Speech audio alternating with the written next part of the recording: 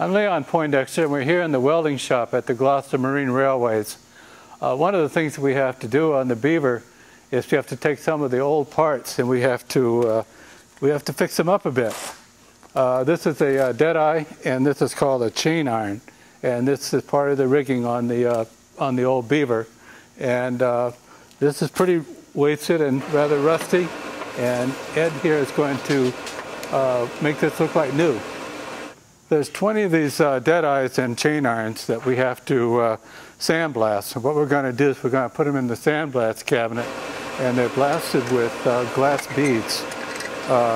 After they're blasted and cleaned, we're going to paint them with coal tar epoxy, and this will go on the side of the vessel, going from the hull up towards the rigging.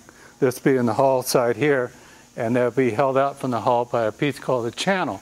And from here will be the deadeyes and the lanyards and another deadeye, and then from there will be the shroud, which will go up to the top of the lower mast. What Ed is doing here is blasting away years and years of old rust and paint. We need to get this metal as clean as possible so that when we put the paint on it, that it's going to last for several years. John, of course, has been working on putting in the wedges, and also we've started doing some fairing. But today it's too wet. It's been pouring rain all morning, and so we moved inside while Ed is doing some work in the sandblasting box, and we're carrying on doing below decks and inside work during the rainy weather here. At this point, we're below decks here on the Beaver. John and I have been working on framing the aft cabin, and this is going to be the cabin sole. As the visitors go through the vessel, they're going to come from the hold, and there's going to be a stairs. It's going to climb up this way. It's going to climb up through here and come up into the aft cabin. So we've done the framework, and we've put down some planks. These are just dummied in for the time being so we could work out the how we're going to plank this cabin sole. And we're going to take these up. We're going to replace them with the permanent planking.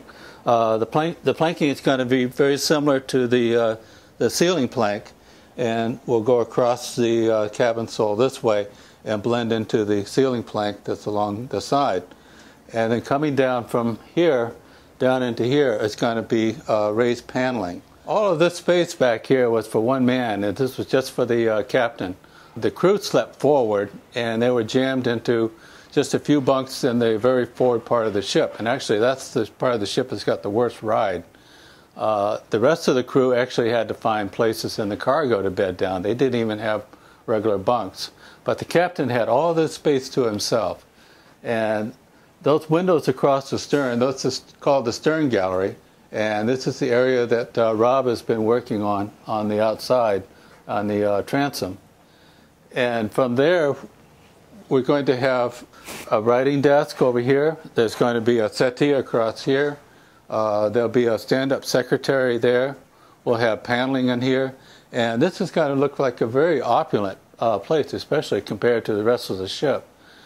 While the captain had his large area in the aft cabin, the mate actually had a little tiny cabin of his own, and it would go from about this area only out to about here. He would barely even have any standing room, and his bunk would be back in this area, and then there would be a bulkhead or a partition along through here. Cargo was king. They didn't waste any space.